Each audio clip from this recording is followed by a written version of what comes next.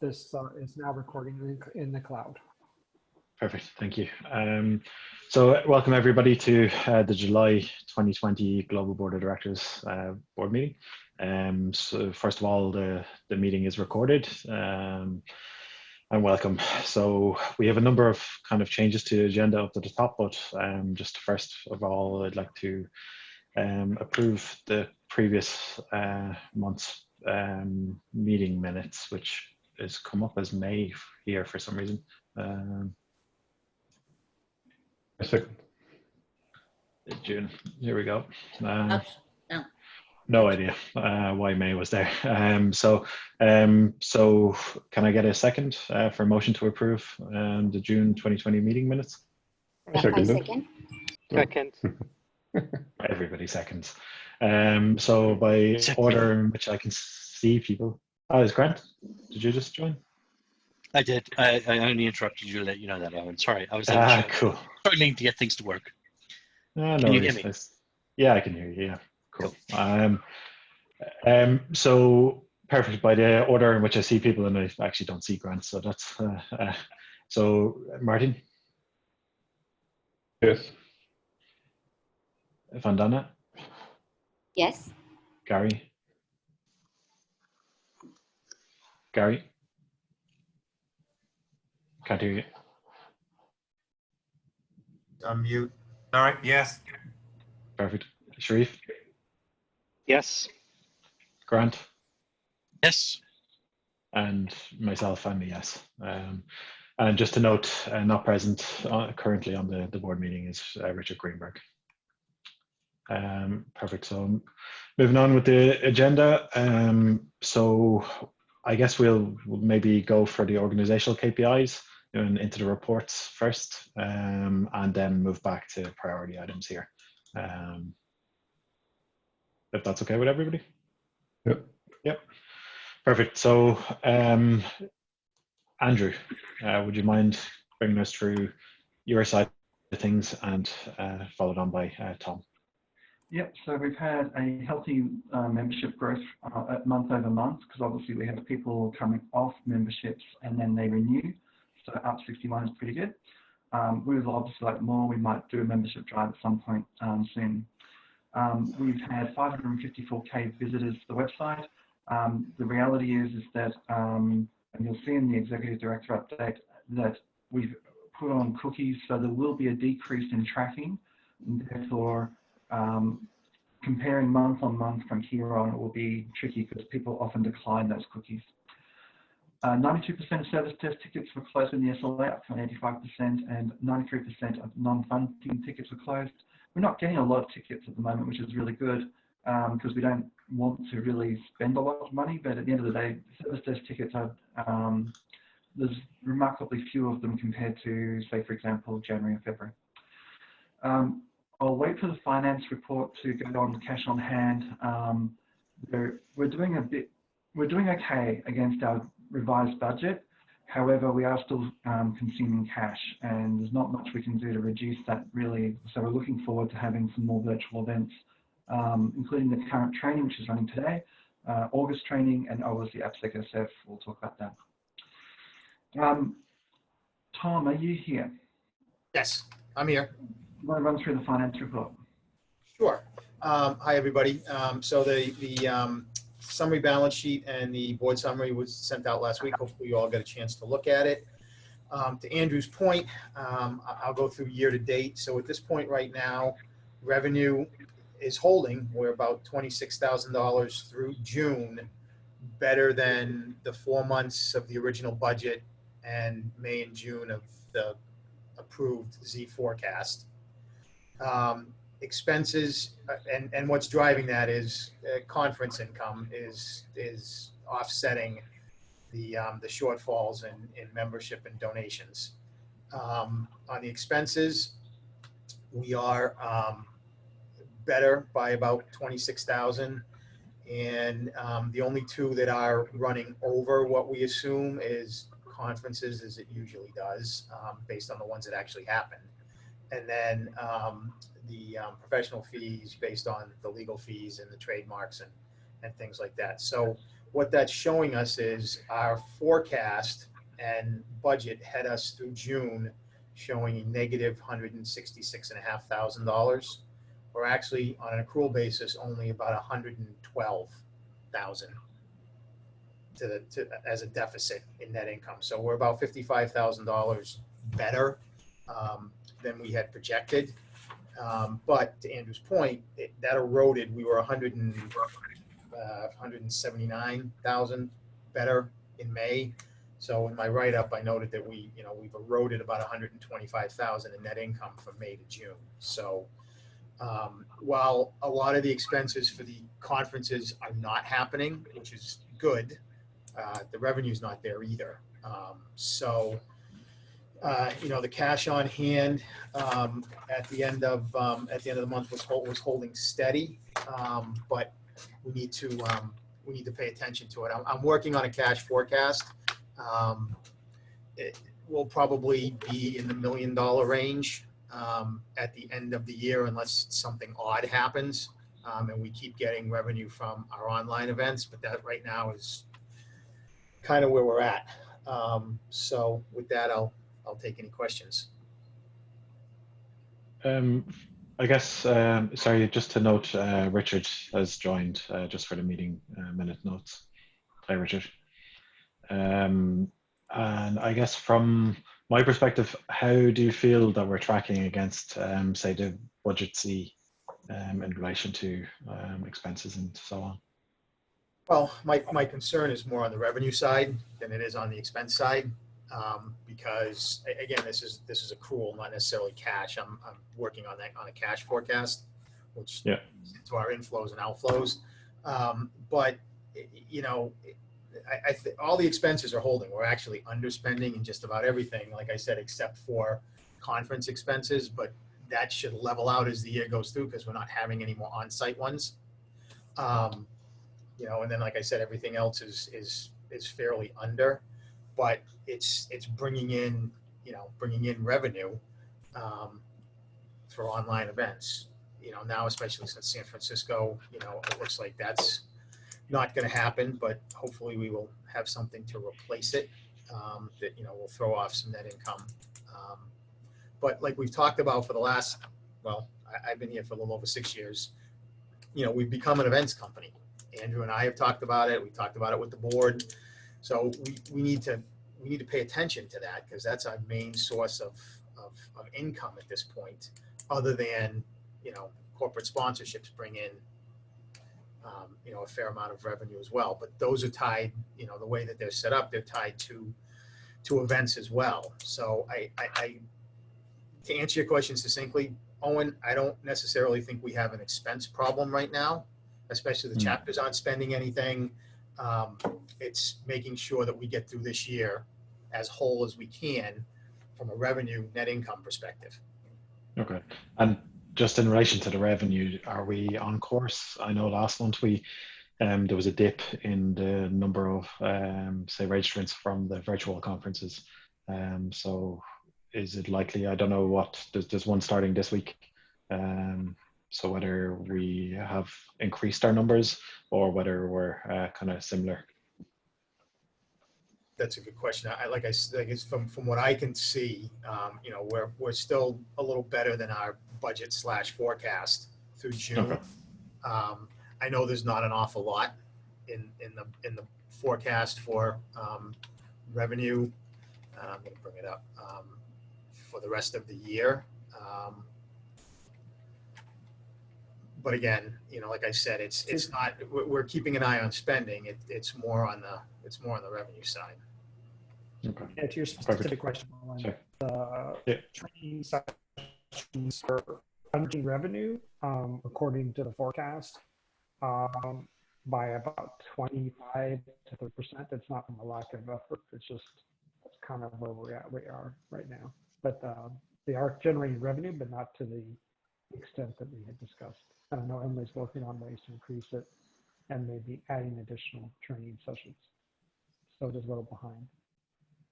Yeah, and there's a very good question there about a concern about 2021, but yeah. I guess that's That is an Yeah, item we that can deal with. Sorry, my phone. Sorry, my headphone just stopped. My concern was we can deal with it offline, but it's more about next year. If events cannot take place, then how much of a run rate do we have for OWASP if we can't compensate for the loss of revenue? I think we said also last year that we looked for alternative revenues. I don't know what's going on there, because I think definitely the first half of next year, we have to think about the very serious possibility of we not having any conference, face-to-face conference. Yeah. We do have an item for this. I've got a small update from Emily. We're still waiting for the Dublin Event Centre to get back to us on whether or not we can cancel at this point, and if so, under what circumstances. Okay. So from my perspective, being in Dublin, like all businesses, the majority of companies aren't allowing people to go back to work, basically until early January. So like, I guess holding a conference in February isn't really won't really be on people's agenda when they're just getting back into the office and stuff like that. If they do get back into the office, the numbers are staying kind of steady, but Ireland have a green list of 14 countries now that you can go to and not have to quarantine when you come back. Otherwise, you need to quarantine for 14 days if you're coming in from one of the countries that are not on the green list. So it would have definitely affect our attendance because a lot of the countries that are green listed are holiday destinations rather than countries that we would normally get people attending our conferences from. I think we have to wait for August, September, how it develops when people return from the holiday destinations, and see what's going on then September, October. Yeah, I think it's too early to make a call on that now. Mm-hmm. But there are kind of, back to Sharice's point, it's really about alternative revenue streams, and that we're not trying to make it so that OWASP isn't just a conference organization. Yep. Cool. So there were a number of changes to the agenda, unless anybody has any other questions for Tom on the financials. I'm just going to bring up one more thing. So I pulled up the forecast. Sure. We have about, between July through the end of the year, about 700,000 in revenue estimated and a little over $1 million in expenses. I don't think we'll come anywhere near hitting $1 million in expenses. So, you know, if we can get through the rest of the year, we had at the end of June, we had about $1,465,000 in cash. I know that's gone down a little bit. You know, if we can finish the year with $1 million in cash, and we curb our expenses just to operate, you might have a year's worth of cash reserve, but that would deplete everything, and that would assume that we would get no revenue in next year, which I don't think that will happen. I mean, we'll keep doing certain things, but I hope that answers your question, Sharif, to give you at least a ballpark of the run rate. So basically, the going concern is in 2021 for the survivability about OWASP if we do not have, either we're able to have global events, or we have some compensating revenue for the shortfall for physical events. Yes, as we sit here today. Cool. Well, I guess we have a number of months left within this year, calendar year, to try and get or think of other revenue sources. And maybe we can potentially think about cost-saving efforts for next year as well, depending on how things go. We'll be working on the budget in the next couple of months, getting that started. So perfect. Thanks, Tom. Thanks, Tom. Moving on to the executive director report from Andrew. Yep. it's been a very busy first month, just getting my bearings and getting some handover from Mike. I want to publicly thank Mike for his service. It's tremendous to actually have Mike as a resource during this handover period, and I really do appreciate all the effort he's put in. The regional conferences, we already talked about a little bit. There is actually an item on that, so I'm not going to spend too much time on it. The policies are going through the community review process, and these are starting to provide a fair amount of excitement on the leaders list. And when I say that, I've already had some interesting feedback from a few different individuals, including some flagship project leaders. So there is a process to submit feedback. I'm trying to redirect as many of the people as possible into the official format. There was the first meeting of that this morning. The one that's probably going to cause us the most consternation is the membership and leadership policies. That seems highly contentious, and quite frankly, many people have this expectation they're going to get things for free from OWASP, which leads us to the expense policy. We probably need to put a hiatus on spending from projects and chapters at some point, and we need to think about that carefully. We're not receiving that many at the moment because people aren't holding meetings that require expenditure, but we are starting to see some rather silly requests coming in for very expensive AV equipment and things where the expense is justified if we're a broadcast organisation, but for virtual chapter meetings, I don't think we need them. I think we need to be careful about what we spend our money on, and I think it'd be just easier to set expectations about expense policy. Perfect, yeah. Yeah, so if there is going to be a hiatus on expenses, I'll probably do that as an e-vote between now and August. The elections are coming up. I did have communication from Martin this morning on the communication plan. I will work with Dawn to get that out today. There is a 2-week period for the call for candidates. We do need members to actually be members in good standing for the previous 12 months per the eligibility requirements. There are some bylaw changes that sort of make your previous decision, essentially make sure the bylaws that the compliance committee have identified as being difficult to interpret or missing, bring them into alignment with your actual decision. So I would appreciate it if you could actually have a look at that, probably as an e-vote because it requires reading. The elections themselves, there's going to be a 2-week call for candidates, a 1-month campaign period where the candidates will have time to influence the membership to get them to vote for them. And then we're proposing that there will be a 2-week period in mid-October to the end of October for the vote to take place. So over the next 2.5, 3 months, we're expecting the elections to take place.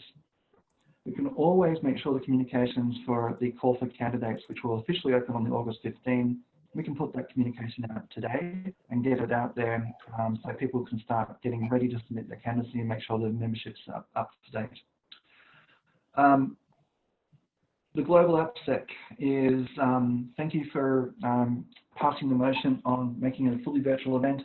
The thing about that would be that we are struggling to catch up to where we should be. I'm hopeful that we will have folks being able to sign up and for attendance very shortly. We are in the process of establishing sponsorship packages and providing a transition plan for our existing sponsors. We've had approximately $400,000 worth of sponsorship lined up, and some of that is at risk just because of the fact that they were probably expecting an in-person event, and we still need to approach them with the transition to a virtual event. And we've joined the Linux Foundation and the Open Source Security Foundation, which is the new entity of the Linux Foundation. We are joining folks like GitHub, Google, IBM, and others and Red Hat on that board. Sharif has been appointed to the board of that entity, and we should be having some press releases shortly. It's under embargo at the moment, so please do hold your horses on announcing that until such time as the Linux Foundation does the press release. You just announced it. There's a public board meeting, right? Yeah, I do. I just realised. Anyway, also that webpage is public. We'll be doing a lot of press with them shortly.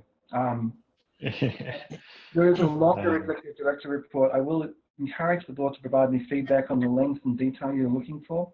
We have a lot going on. I want to make sure that we're not a black box and that we're transparent in what we're getting up to. Obviously, you provide direction to us, and as part of that, I'd really appreciate some feedback on the length and what we need to bring to your attention. And that'll do it.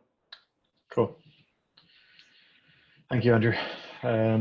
Just to note, actually, before we go on to the new votes, there was a number of out-of-cycle motions, which can be seen here. So there was a motion to cancel AppSec San Francisco and approve a fully virtual event. And you can see here 5 of the 5 out of the 7 board members voted yes to that. The second motion, which was on July 16th, I motioned that the OWASP directs the executive director to join the Linux Foundation as an associate member. It was an e-vote via Doodle, and again we had a 5 to 0 board members approving that. The next motion was on the 17th, which was to update the bylaws to permit and detail the governance of reinstatement process to the foundation for people who have potentially had their memberships terminated or been banned by the foundation. So again, 5 out of the 7 board members voted yes to that. The next motion is in relation to that previous motion, and I motion that Christian Heinrich of Sydney, Australia is again permitted to participate in all OWASP activities and paid membership, subject to OWASP bylaws, policies, procedures, and OWASP code of conduct and code of ethics. And this one, there was 6 board members voting yes to that. So moving on to the, so at the top, we've changes to agenda, which were priority items. So there's 3 priority and 3 to be moved to a e-vote, which can occur after this meeting. So the first one was approving the Education Committee. Grant, you sponsored this one. Would you like to take us through? Yes.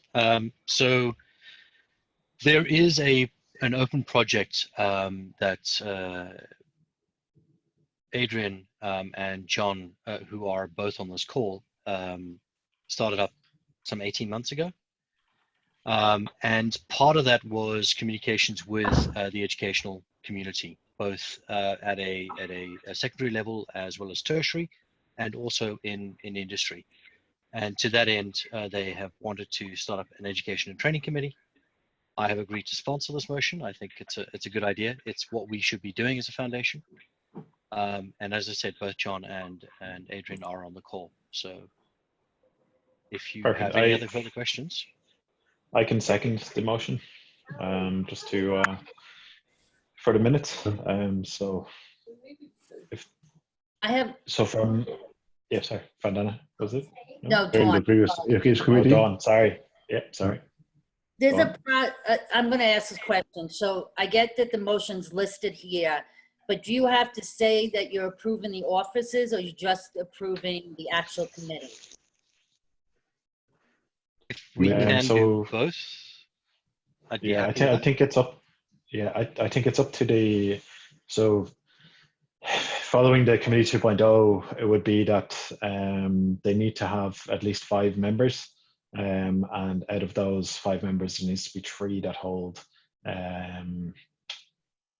officer positions of chair, vice chair, and secretary, I believe. And so following the committee 2.0, they probably need all the steps, or they would need all the steps to have been carried out before that. So I did check the list. There's only 1 person who is not eligible, but they have more than 5. So you don't need to list on here your motion. Because we did on the others. That's the only reason I'm asking. Yeah, I think it's okay for. Okay. So as long as the committee 2.0 structure has been followed, I think it's okay to approve. It might be a good idea potentially to have somebody verify from staff to verify that everything before a motion comes to the board, that everything has been carried out, just to ensure that we're not voting on something that hasn't been completed, I guess. Thank you. And who seconded the motion? I seconded it. Okay, that's what I thought. So is there any discussion from any of the other board members? I just want to say I'm happy that we continue with committees, and as I have been a previous education committee chair, I'm happy and look forward with Adrian and John to make this happen, and to have my full support and trust. Okay, thank you, Martin. Right. 2 thumbs up. Yeah, it's definitely a really good committee that I think our community needs as well. So if there's no other comments, I'll move on to vote. Does anybody have any other? Nope. Okay. So look by order of who I see. First, Martin. Yes. Vandana. Yes. Gary. Yes. Sharif. Yes. Grant. Yes. Richard. Yes. And I'm a yes. So this motion passes with 7-0. Perfect. So just looking at the next important one. So discussing regional event cancellations and impact on our finances. Now this is a potentially questionable one because we could potentially be influxing or having too many virtual events. So if we're having global events versus regional events, I'm not really sure how to differentiate them, because moving things into virtual events, we could just host as many events as we want. The only difference would be that we would be using the name of the regional event, I guess, but it could potentially impact our global events, which are running more regularly. Does that make sense? Yeah. The question is, for regional events, the most attendees are regional, and in some countries, it's depending on where you can actually travel. And you have certain circumstances where you can host an event. For example, Netherlands, I think it's 150 to 200 people. When you have the right measures, you can host an event. So why would we prevent something that's local and can be organized in a local manner? I think the problem is you cannot bring in some speakers from outside other than virtual. But I think that's something that is required by the local organization. They should be smart in that. Definitely the smaller local events should just be able to proceed as done. When you look at the bigger events, they have more trouble, more international visitors. It's a different thing. But local events, I think, why should we interfere when they comply with the local government policies and regulations? I think as a board, Martin, we did say that already, right? That all local meetups would be, as long as it was complying with local ordinances, we were happy with those. That's my question. Yeah, that's for the meetups, but the same is for the local events. That's like Netherlands, we have chapter meetings with 50 to 100 people, but we have also in Benelux Day in the past, there's 200, 250, 300, what is quite local. But this one is in the motion. So why would we as a board prevent this or not allow this when rightfully, as Grant says, if they comply with the local regulations? Yeah, so I think the background is that the regional events have actually cancelled or have said that they're cancelling their events. So Richard, you can step in from an APSA Cali perspective, but from our understanding, APSA Cali has been cancelled. So what the staff have said is that if they are cancelling, maybe we can do them as a virtual event instead. But from my perspective, I just think that we could be putting too much on and diluting our brand if we're doing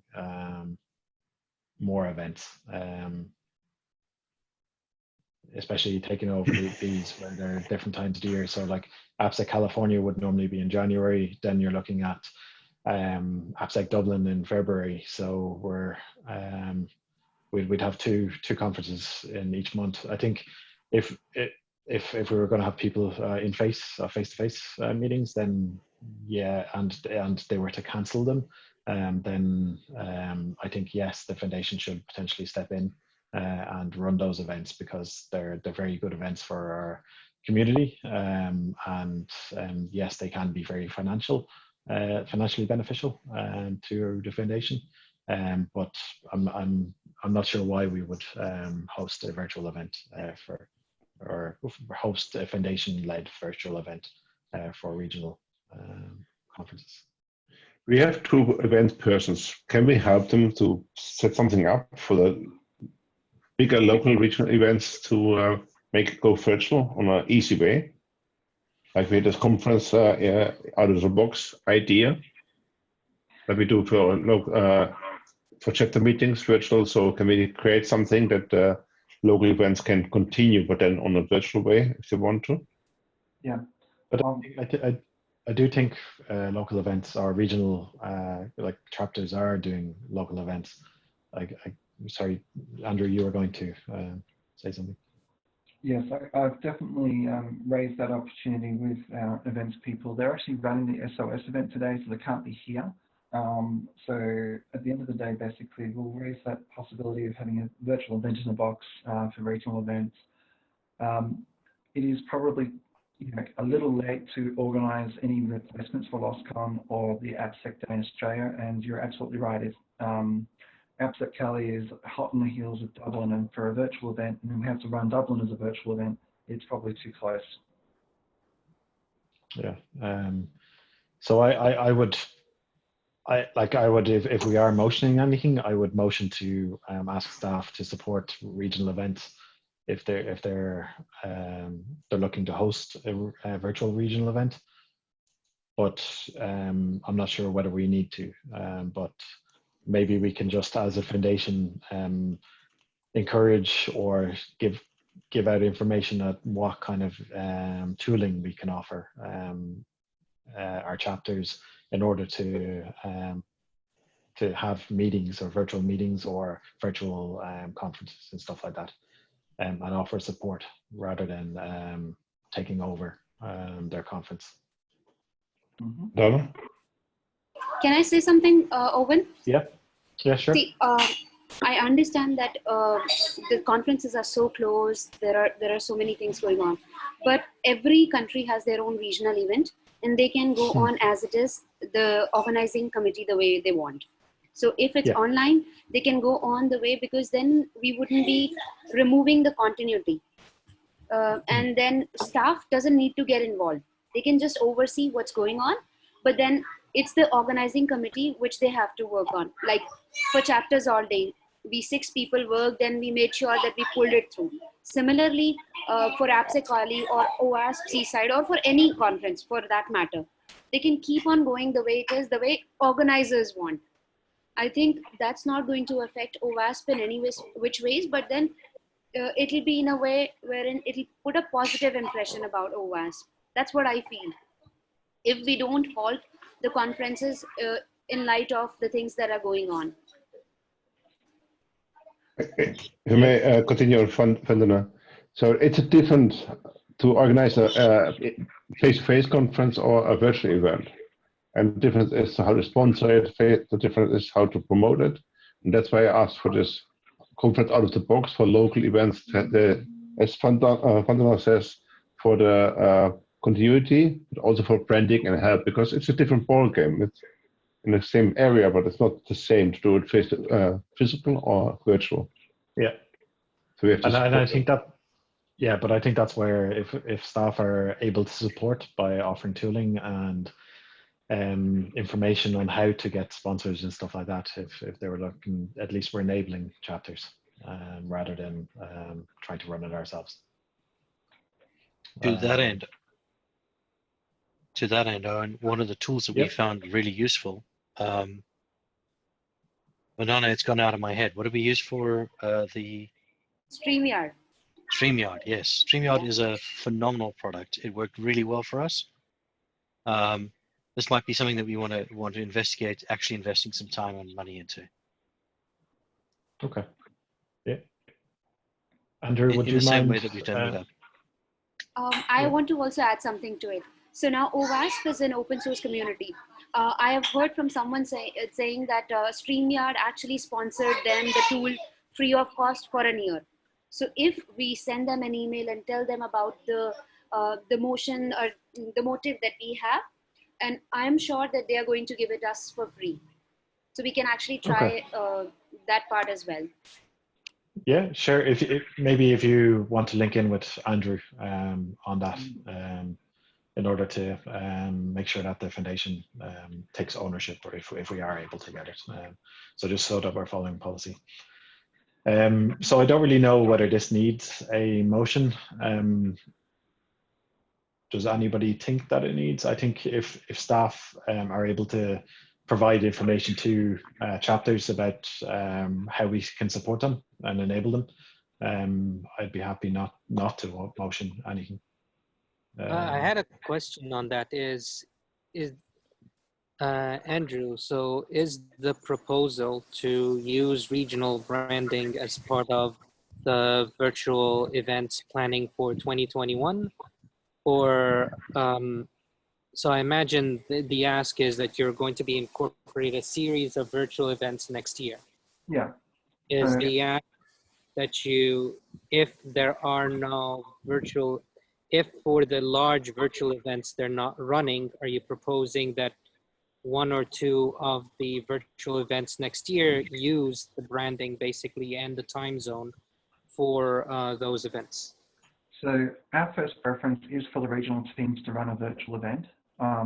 It's primarily, if you look at the way the motion that I've suggested, it's phrased in the way that the event would have to be more or less cancelled for us to even consider it. Our preference, and I've got an email this morning from Daniel Ting, basically saying, when would you like to organise a virtual event? So that's perfect. We would love for the regional event teams to run virtual events and for us to be able to support them. Emily is working on a event strategy to take us through to the end of 2022 and have a moving 3-year window. I think for next year, we absolutely do need to have probably virtual native events rather than like 1 to 2 or 3 day events. That's really hard for people to sit down. I think a shorter event with some training opportunities attached once a quarter is probably perfect. If we are in a situation where the regional event can't run, I'd be happy for them to lend their name to it. I'd really be happy if the regional event team was actually running it. But in the absence of it running, that's why this motion came in. However, if the view from the board is that we just assist regional event teams with like a virtual event in a box, and we look at StreamYard, I'm happy to take that on as well. I just really needed to point out to the board that we will have a deficit from the lack of these very large events. Combined, they are as large as that CQSA in terms of incoming funding, and obviously this helps fund the regions. I totally understand why each of the areas cancelled. In fact, realistically, with California in its current state, I wouldn't be doing a physical event at all. Yeah, but my concern would be that we'd be diluting the online virtual event conferences, and if regional events in their own time zones would like to run a regional event and we assist them with doing it, then I think it's beneficial. So that way staff would be able to spend more time on the more global focused regional or global events, and maybe try and target the likes of Asia and a few others and like those type of time zones, so that we can maybe bring OWASP over there. I know we were trying to, or we wanted to visit from a physical in-person event, but I think if staff were to put their time into maybe trying to organize ones there, and maybe over in the likes of Brazil or some other time zone, they're kind of the locations that we were looking at. Yeah, so the plan with the virtual events, as far as I understand it, because Emily's going to be presenting this probably depending on whether we're holding August or September board meeting. As part of our operational plan, we need to make sure that we have a long-term calendar for events and plan these virtual events to actually rotate time zones so everyone can participate in their own local time zone. Yeah. And obviously we're still, especially now when we are all virtual and when anybody can attend any event, we are bearing in mind that events are running at certain times, right? So we're not planning global events that would conflict with AppSec Cali if they were to run their conference locally, right? That would we're planning around that. We're bearing that in mind when we build this planning. Yeah. So the idea is that the selection of the events would actually have to make sure that our staff, like it would be cancelled. That's the first condition. We wouldn't even start the process unless it was there. But also, do our staff have the bandwidth? Like if we're organising AppSec virtual in October, helping 2 virtual events in November is, it's a little bit short in time, but also it's really going to stretch our team to the breaking point and probably make all events not work. So we'd have to make sure that our bandwidth is there. But also from a sponsorship perspective. Yeah, we're spending a lot of time on this here, and it's probably more of an operation. We're getting operational here instead of what a board would decide. Just to counter that, can I just ask the staff to consider, think outside the box here. Do we even need regional events? At the end of the day, it's somebody doing a good talk for 30 minutes on something. Is that specific to India or Belfast or Los Angeles? No. So maybe there's opportunities there. And we're also talking about trying to get other ways of getting income. There's YouTubers have a lot more money than I do. So is there opportunities there? I'm not saying that's what we do. I'm just saying, can we look at that? So instead of running events, if we change to doing talks and have those sponsored or something out there, that's opportunities. But I think something we can move on to. Yeah, there are two things for the local events. So for the physical local events, one is we handle the sponsorship money and insurance. So they're not independent of the OWASP Foundation, just to make sure that's not a total separate thing. Yeah, and that goes back to my point earlier on that we should be supporting and offering the support and information to these chapters so that if they do want to, then they have that support. Yeah, and the help on the virtual event package out of the box. Yeah, and I do think I think that's probably we might come back and revisit that motion, Andrew, if needs be. But I don't think we. I think everybody seems to be on the same same opinion. The next priority item is adjourning the August 2020 meeting until September. So I believe, Martin, you proposed this, if you want to sponsor it. Yes, correct. The history shows us that August, most people are either on vacation or in between vacation or just returning. So it's a very cumbersome date to hold a meeting, and I think it has been adjourned the last 2 years. So that's my motion. If there's nothing in urgent to be discussed, we can do it offline. Okay. I'll second the motion, so we can move to discussion. Okay. So the question I had is, do we have a lot of motions and discussions to take place that we need the August meeting, keeping in mind that one, financially, we have to find options to move off of the current course that we're on. And the other one is, I'm not sure if you've seen by the emails, but now there'll be requests for policies every week. There are about 16 policies that need review, discussion, and votes on.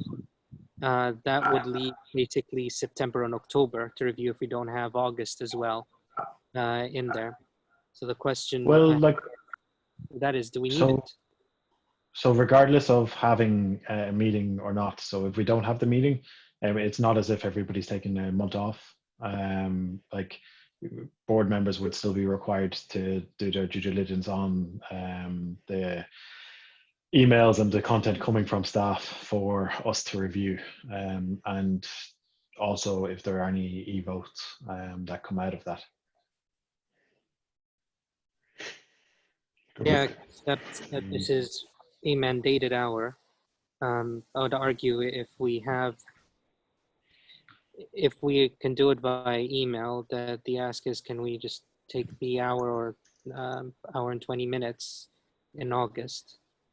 And again, it depends on also with the foundation. Do you need the August meeting, given everything else that's coming down the line, or is it can be done all via e-votes? So, quite frankly, that there probably are some things that need to be addressed.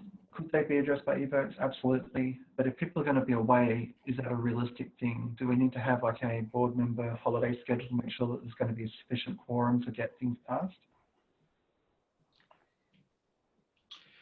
Yeah, like I think historically we've had board members going on holidays and while they're on holidays, joining the meeting. Like I was on holidays last week, or not last, yeah, but there's that happens, so we can do that. But if a lot of people are going to be on holidays and they would like the time to spend it more wisely and review the likes of the policies and procedures, I would support it. So Andrew just mentioned that it's very likely that the first policies would be ready for review for before the August meeting. So like it's something that we can review definitely, and do an e-vote, similar to what we've done this month with a lot of the e-votes. And I think maybe we need to start doing more e-votes potentially to cover off a lot of stuff, as this meeting proves. It's very jam-packed. The thing is, it's not so much that, yes, when you're traveling, you can be on the meeting if you're not in real time. So it's not much gets happened or gets done towards the meeting, the board meeting. That's what I meant. Yes, there's a lot of review, but come on, be honest. When you're on vacation with your family for 2 weeks, there will not be much reviewing. I just want to be honest and honest expectations. So I'd rather have honest expectations towards August meeting, what we can vote on, that has been actually been reviewed, rather having this meeting and nothing has been done towards the meeting. It's not a meeting time, it's the time we need invest towards the meeting. The reality is if we don't have quorum on that meeting, then there's no point in having the meeting. And if people haven't done the preparation, is there any point in meeting? Yeah, I don't doubt that people. Again, I don't doubt that people come to the meeting. The question is enough done to have a useful meeting? Yeah, so it's on the 20th. Do we know who won't be able to attend it? So we get an idea of if there will. So I guess it might be even best to just move to vote, seeing as it was second. We've discussed rather than asking who will or who won't. If we vote, then that's basically the same thing, I guess.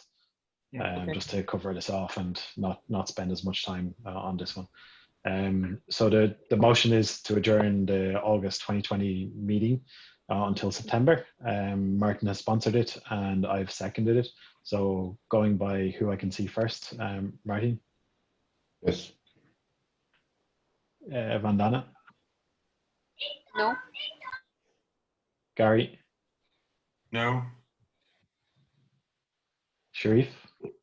No. Grant? No. Richard? No. And I'll abstain because it doesn't really mean anything. So yeah, so that motion has not passed.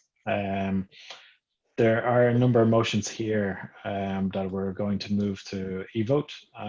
So motion for board training, I think that's something that can definitely be done in e-vote. Motion for compliance committee changes to bylaws to address board eligibility clarifications. I'm happy to sponsor that if somebody will second, and we can move it to an e-vote. I'll second it. I can second it. Everyone. Everybody. Okay, so we can move this to an e-vote. Sharif, sorry, as soon as I started, Sharif's motion for board training, directing the foundation staff to implement a new operational procedure for board training. Sharif proposed it. Can anybody second it to move to e-vote? I'll second it. We need discussion for this. This is something that also costs money. I don't recall how much, but our current situation, I really like to have the discussion on this. And I think that this one, we kind of need to understand the options, but I think the board training, so it hasn't changed since I've been on the board, and this is my 3rd year.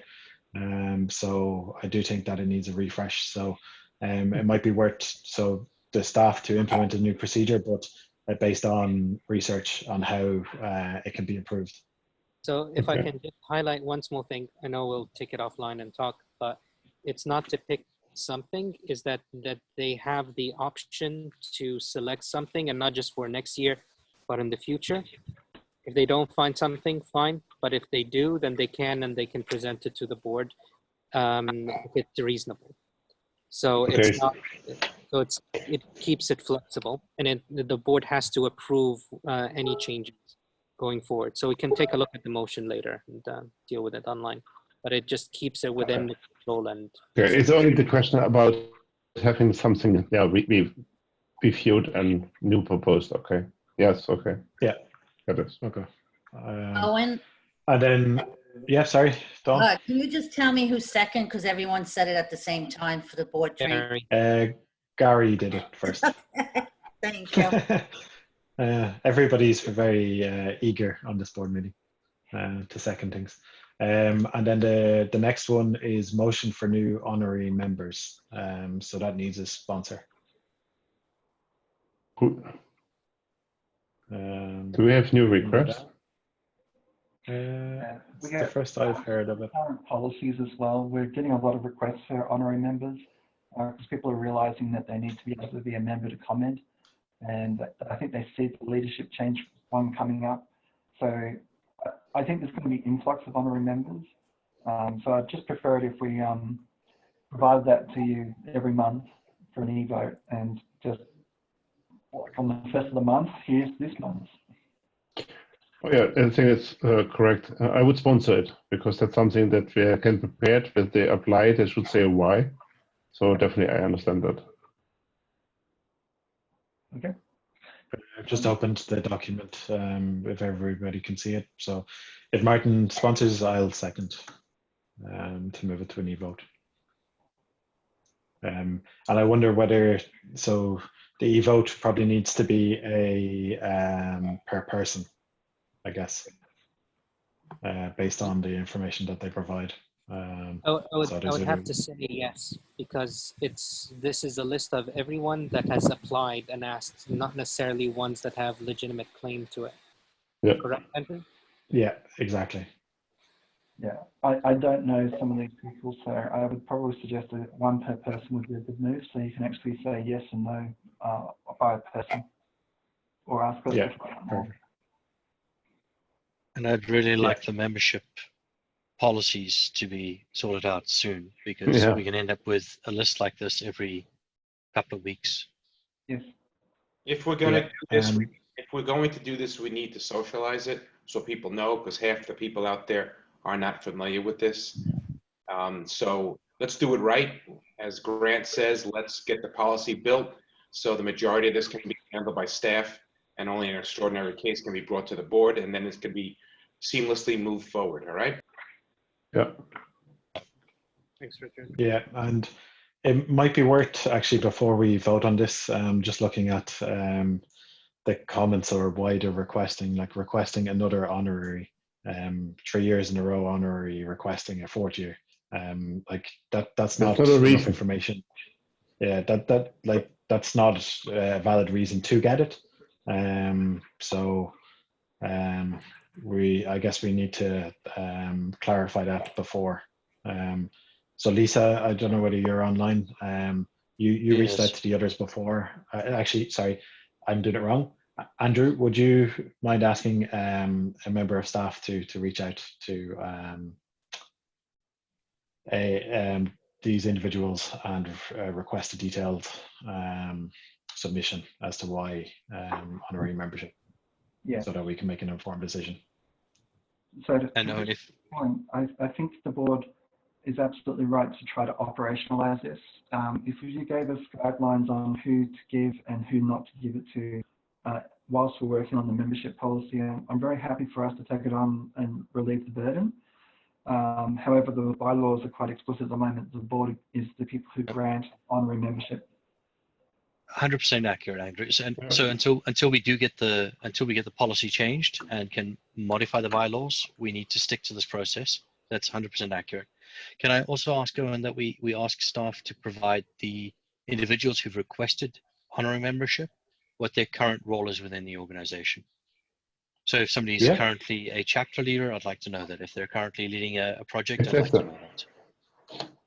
There, yeah. No, yeah, I don't know. It says project chapter, but it says chapter. But it could be that you're. I don't know whether whether that's in editable field. So whether Dirk actually put in project leader, because there's one up there that says project/chapter. So I don't know whether that's us providing that information or them. Our previous honorary membership form had them identify if they were a project leader and or chapter leader, and then they had a list what chapter or what project they were affiliated or a leader of. And we need to ask duration of time. I don't know what the new form looks like now. Yeah, so I would recommend 2 columns, as you're suggesting as well. Yep. Current status, and then you can have a pull down for chapter or project leader, and you can have a next column indicate, which chapter or project, duration, time served to this point. If somebody has 1 month on a leader position, are we granting them honorary membership? And also, or same with the chapter. Sorry, and if they contributed to a project. Martin, Grant. And to go back to the original motion, the motion was to remove.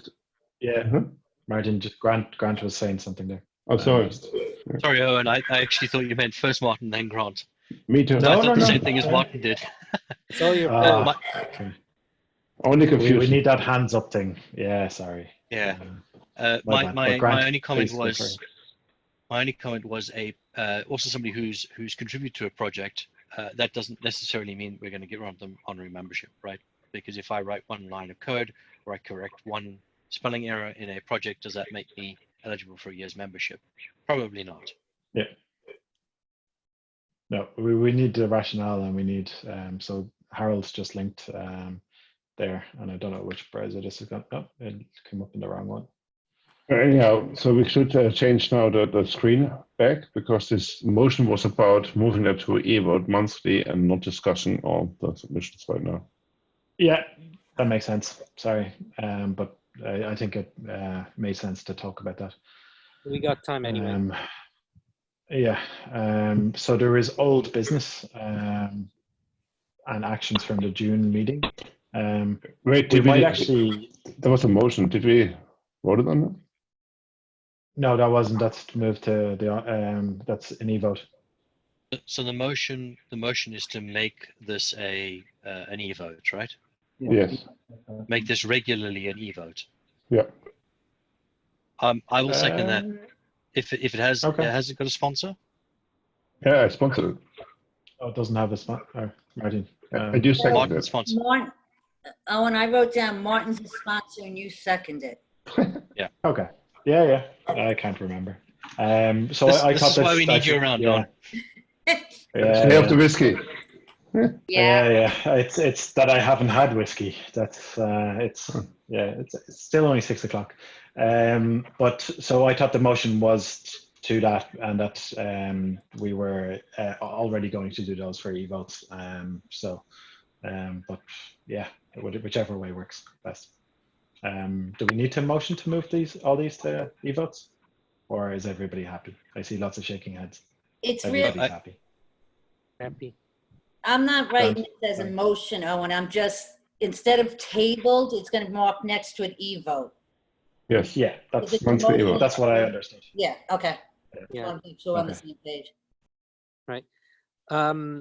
We just need to be a little bit diligent about recording and keeping those e-votes. I noticed that there was one that was missing. That was for the Linux Foundation. There was a subsidiary vote on who would sit on the Linux Foundation. So I'll send that over to Andrew, but that was one that was missing, for example. Yeah. Okay. And I actually voted a little bit late for 2 of the votes, not 1. It's the, Wherein And I think that was recorded potentially. Vandana, yes, amended from no vote. Yeah. But the other one was, she was also a yes on. that's right. Yeah. Okay, that's more really kind of operational, so it can be updated as part of the minutes as well. Yeah. So just moving to we have 20 minutes left. So moving to the old actions. So the first one was Tom to set up a bi-weekly meeting with Vandana, just to confirm whether that's done or not. The meeting's set up. We've had a couple of challenges trying to connect of late, but we're meeting this week on Thursday. Vandama and I are staying in contact with each other. Perfect. Cool. The next one is Martin to work to remove inactive individuals from the ING bank account, which is Marta has done now. Yeah, and there was for me a request of suggestion that we move the mandate to Tom Poppers and of somebody from Virtual and for Andrew, rather than having board members being responsible for that. I think it's a good idea. I think maybe one board member at least still needs to be on it, just in case. Yeah, then it should be, I guess, a treasurer. Yeah. But the rules are for a year. That thing that will change a lot, because when you will be able to log in and onto online banking. There's also a complication, Martin. I have an account. I had an account in the Netherlands. This one is Belgium. It's in Belgium. Oh, this one's in Belgium. Okay, so perhaps the laws are different there, but I know that I ended up having to close my ING account in the Netherlands because I'm no longer a resident. There is a company account for the European Foundation, not for the Global Foundation. So okay, and it's different. So it doesn't need to have a signatory who's resident in that country. Yes. Okay. Okay. But my question was how it works, because it's not a foundation. It's a substitution. So the question is there anybody required, because we have a board people there? So that should be maybe discussed in an executive meeting, how to continue with this and the implications of that. Yeah, no worries. And I think it might be, if people need to be in person or to do things in person, then it would be very inefficient to ask Vandana to travel all the way to Belgium. So maybe we need to look at a European representative from the board if as well. She's closer by than Andrew. True. I have no idea. But yeah, it makes sense to do that. So all right, so moving on, staff to come up with guidelines for honorary membership, which is done, community review process. So which is good, because we just spoke about that. Richard to send an email to Mike regarding leaders list moderation.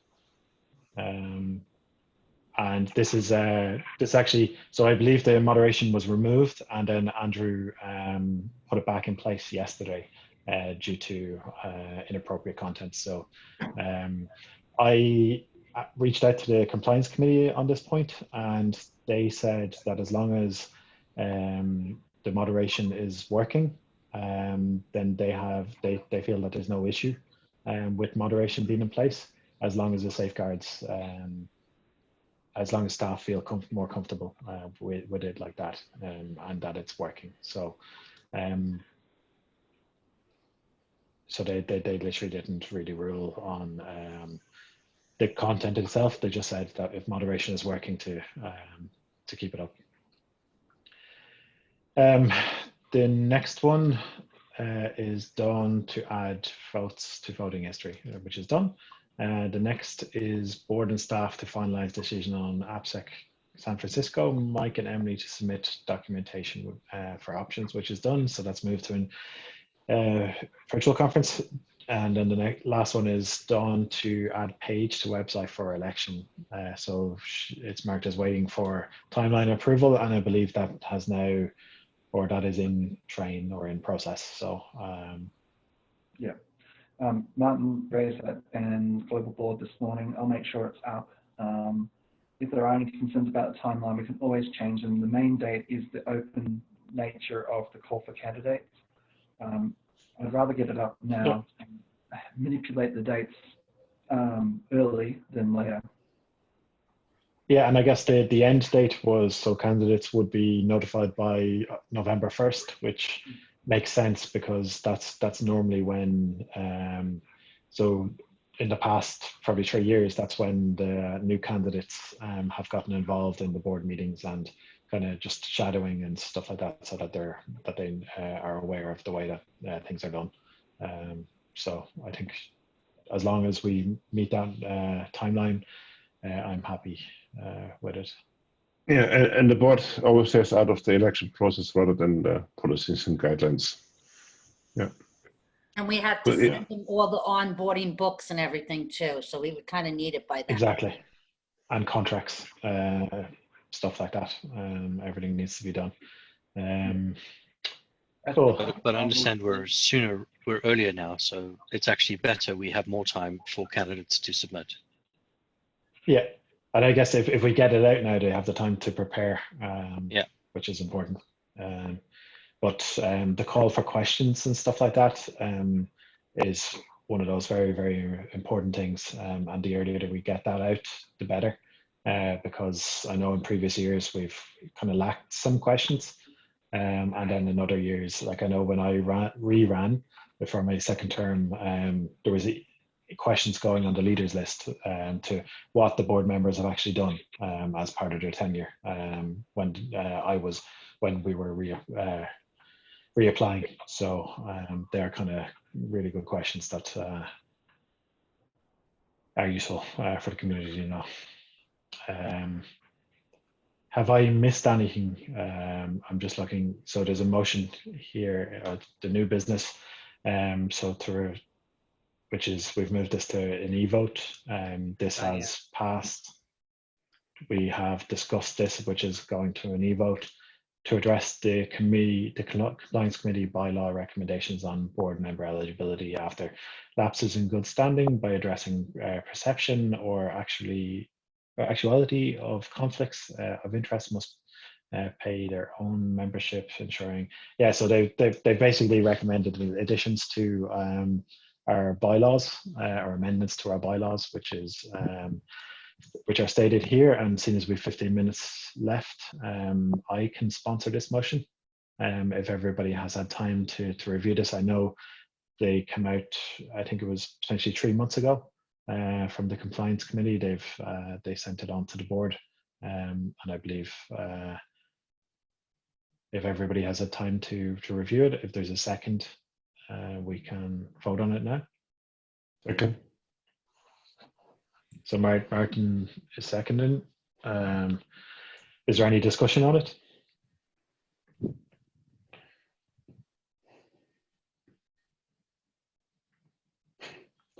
It looks good to me. To go into the yeah.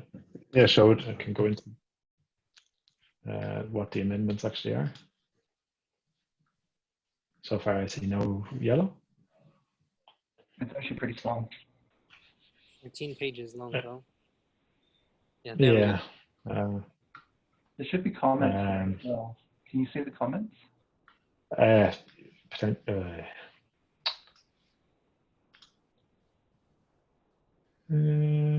No. Let me shoot you the actual URLs that you can edit. Okay.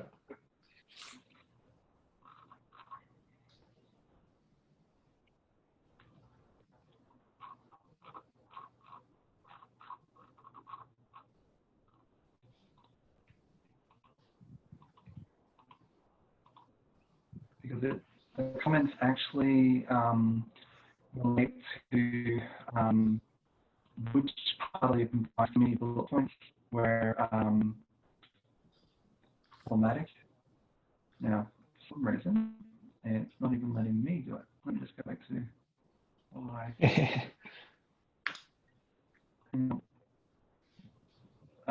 There we go.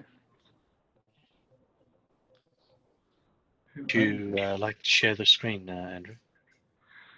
I can stop sharing if you want. Yeah. Yep, let's do that.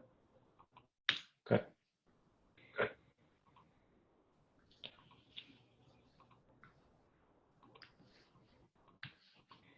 Hopefully you can see the screen here. I'm just going to go back to, yeah. For some reason this got,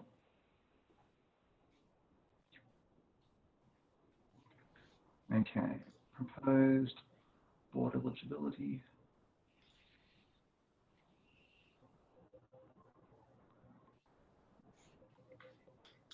Why is it doing this? Yeah, that's the way mine was. Well,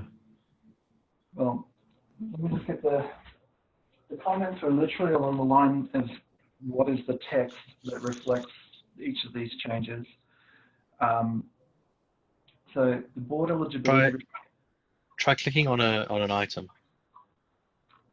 It may pull up the comments at that point. Can you make it bigger? It's quite small on my screen. Yeah, let me just see if it's actually, it should be done on my OWASP.com account. Let me just check my OWASP.org account if I'm the owner here.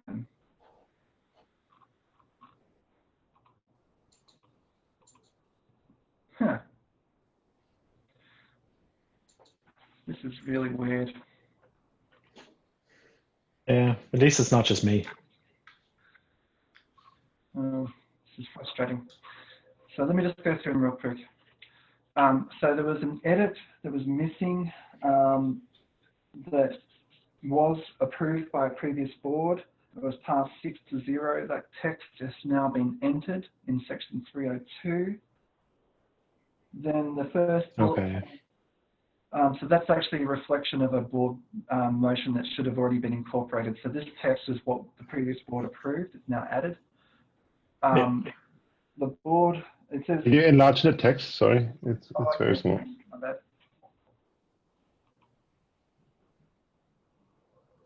Ironically, Martin, it's the one that affects your. I know. Okay, so if a director creates a vacancy, such as being removed or resigned, the entire term is considered served. This is an addition that they required because it wasn't clear in the bylaws that that's actually what happened. And this is what they ruled upon, that that's actually what it means. Any director appointed using the vacancy process shall not have this partial term count against term limit. So this is for Martin. So essentially the reason why Martin's allowed to run again. The qualifications that they suggest. So can I just ask about that?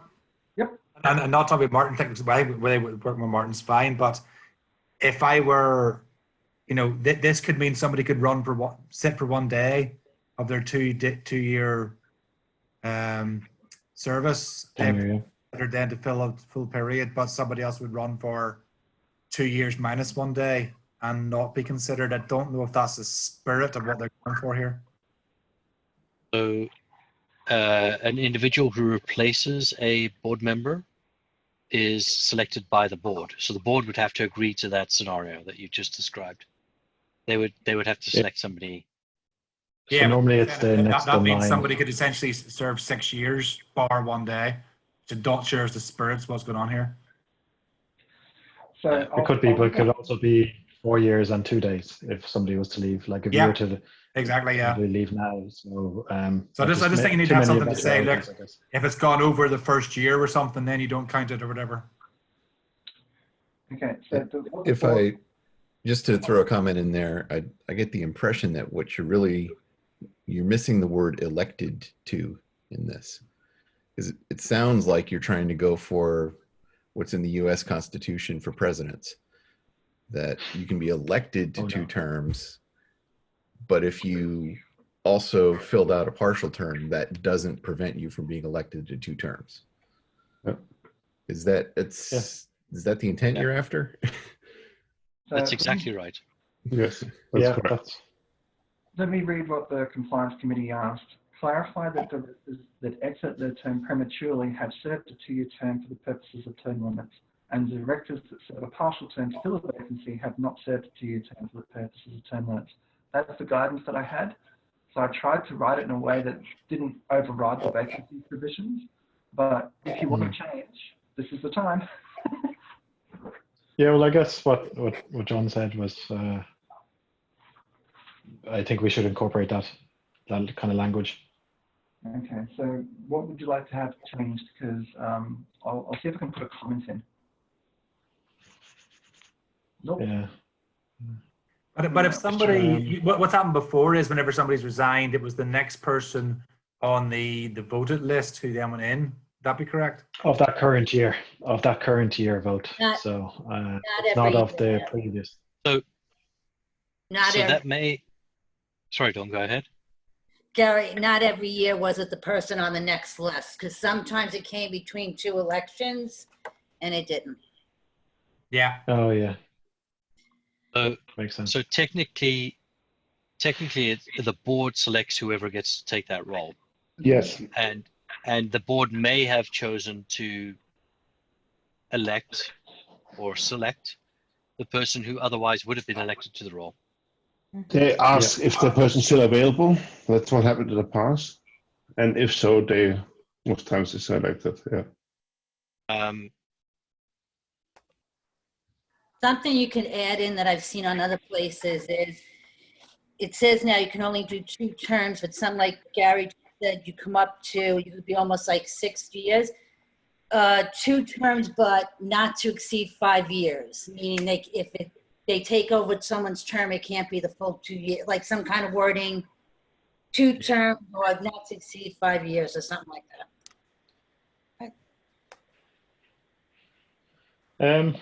Andrew, just a note, you are still sharing your screen. Yeah. Yeah, I'm trying to get a real document here. I'm going to have to write down any proposed change. All right. So the question really is, what do we want to protect? You know, the integrity of forcing people out so new people can come in. So are we comfortable with somebody serving for almost 6 years? I don't think so. So what's the amount? I think that it's based on how much is left on the previous term that the person had to vacate early, right? It should be related to that. For example, you know, taking Gary's points, if someone serves for 3 months and then leaves, do we want someone serving for 5 years and 9 months? Is that appropriate? That seems to me to be against the spirit. But if somebody serves for 1.5 years and leaves, 6 months is an ample and fine addition to a board member, because we don't want to penalize them and not allow them to run because they only serve 6 months. So I think we need to come up with that cutoff point and say, if you've served 6 months or less, you are eligible to run for 2 terms. If you've served more than 6 months, then you can only run for 1 more edition. So essentially, how does? Sorry, Andrew, go ahead. Yeah, I don't really know. Oh, sorry, Andrew. How does the US Constitution deal with this? Because the whole point is to stop us as a board from keeping ourselves elected forever. Right, that's the point. The point is that you serve a time and then you move over for other people to take on. That's exactly what Richard said. How does the US Constitution deal with it? Because I think that's probably a good guidepost. Yeah, I mean, as I understand it, it's just you can only be elected twice. So there's really no statement about how long a vice president who becomes president served in that unexpired term. I know I'm not a voting member here, but Don's suggestion of splitting it at a year sounds pretty reasonable. If you go a year or less of an unexpired term, because what you say, no more than 5 years in total, that seems like a good compromise. Then it goes back then to back to your comment about elected. So technically, that person was not elected based on Right. the number of votes that they got, and it's the board of directors that is asking whoever whoever was next on it. So it's actually like I've been involved in I think one of them, I guess, where it was basically when Johanna left. It was actually when Martin when Johanna left, it was Martin's being elected, and he was like, so I think I was the one after him in that year's election. So if he had said no, then it would have been potentially, they would have potentially asked me. But from that perspective, like, it's at the board's discretion who they ask. And as Dawn already mentioned as well, we in previous years where it's been in between the elections, we've also asked different people. So I guess, like, setting time frames is quite a difficult thing, because like somebody might not want to run at that particular time, or might not want it to affect their their eligibility to run at a different date. So I'm not, like, we're not exactly guaranteed, like, so any of us could leave tomorrow, and whoever's next on the list from the last election could be asked, and like, it's not like, yes, you're filling a seat, but it's very hard to actually make a difference within this within the period of time that we have now. So I'm probably against having set time frames from that perspective, because we're limiting ourselves with who we can appoint, or who are we don't need to have 7 board members. We can have between 5 and 7. So if somebody wasn't comfortable filling in for a few months, they don't have to. In fact, you need Martin at that time.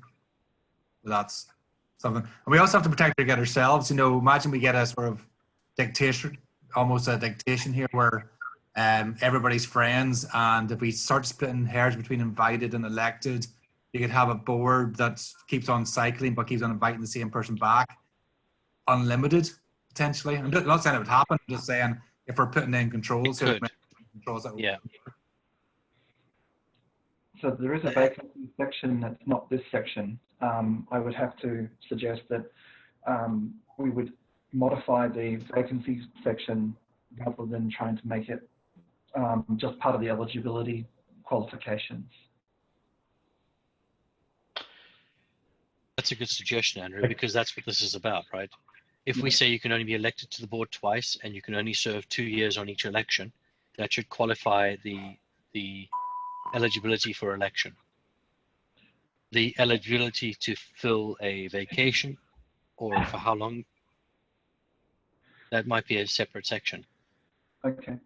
Since we've got 5 minutes left, how about I divide all of these points up as individual motions and allow you guys to discuss on the board list, and then we can do e-votes on them individually, because it seems like there is actually discussion to be had. Yeah, and just to note, should we be doing this early, like, as in, like, if we make policy changes now, should it count for this election? Like, so well, we've got the August and September board meetings to get this done. I don't think we need to rush. I don't think we, as long as the board members that are coming in are elected underneath a set of rules, the membership policy itself should have been through the community review process in that time as well. Yeah, I'm just like, so the points that were raised, we've had a number of comments made or suggestions by the compliance committee, and one of them was in line with current policy, and now we're changing policy, which could affect another individual's ability to run, whereas the previous directions that we've taken were based on the current policy. So now if we change policy which impacts somebody that could potentially run again, then I'm not really too happy about that. This wouldn't affect Martin, would it? If we make the policy change now and vote on it, yes, it would probably affect Martin. Did he serve more than 1 year for Johanna? No, it was 1.5 years. Oh, sorry, I thought it was only about 6 months. Sorry. No, Johanna left after Belfast. actually, Gary. We can't show Um, treatment. We have to make what's the best rule, period. yeah, but I don't think making a change to bylaws so close to the, like if we were going to motion on this change, I would motion to apply these changes after the current voting cycle. Why is that? I just mentioned, I don't think it's fair that we change something. Like, we made decisions based on the current bylaws, and they were changing them, which affects another person. So, yeah, but the board has a history of not following policy when it suits them. And so, this is typical of what I'm seeing. I don't believe we have. Yes, we have. We certainly have. So we should do what's best, and the consequences are as they are. We should not show preferential treatment. Sorry, that's against our spirit of OWASP. I'm not exactly making preferential treatment. I'm stating that I feel as chair that it would be inappropriate to make changes to our policies, when we're so close to our election cycle. That's the time to do it for the election cycle, so everyone has the same fair shake. Well, even if it's done before the end of the year, it would still then apply from that point on. So, I mean, it really just, if you take it to its logical extreme, we'd never be able to do this because the next set of board members would be in on the 1st of January. And if we're going to vote on this to apply to the next election, then we've got this issue that could actually, we've done several times before. It wasn't just Johanna, there was other ones as well. I believe Jim Manico's resignation. This has happened multiple times in the past, and I think it'd be worthwhile saying effective as of the date. I'm okay with that, but I think it needs to be clear to the incoming board that this is what's going to be done. Yeah, I'm more than happy saying effective as of this date. I'm just wouldn't be happy rushing through a change to our policies so close to the to the election. I think we need to just start this discussion. We need to understand exactly what it is we're trying to achieve, and then we need to, as a board, decide what those rules should look like. If we are going to change the rules, we should do that, but that should come after the discussion, so we're clear on what we're doing. Sure. But Richard's right. As much as I like Martin, there is no preferential treatment for anyone because we're trying to protect against ourselves. We're doing this for the best reasons, and we should do this the right way. Can I say something, Dawn? Yep. Just quickly, I mean, whatever decisions you make, but if I have to do calls for candidates, I have to tell them how they're eligible.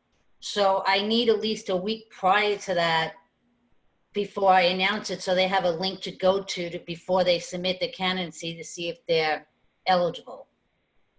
Just putting that out there. So I think the eligibility is the same, is it? Not if they fall under the category of term limits. Yeah, that makes sense. I would encourage saying, rather than leaving it up in the air. I'd suggest that we would want to get this thing through because the compliance committee has actually, this has been out for several months. And I think it would be worthwhile to put those in place to make sure that everyone's working under the same assumptions. Yeah, so I think, like, as we're over the meeting, I think we need to take this offline, and it sounds like we have a bigger discussion and potentially edits to that document before we can vote on it. And I think Andrew's right. Let's break it down into the individual components that he wanted to do, and let's do this via either the board email or an executive meeting, and then vote on it. I think that should be a public discussion because it affects board members and it should be publicly discussed. So call for a Yeah, special. we can do an open public executive meeting. Okay. Just about the transparency for our own rulings. Yeah. Yeah, I'll get the correct. Thank you. The comments when. Yeah.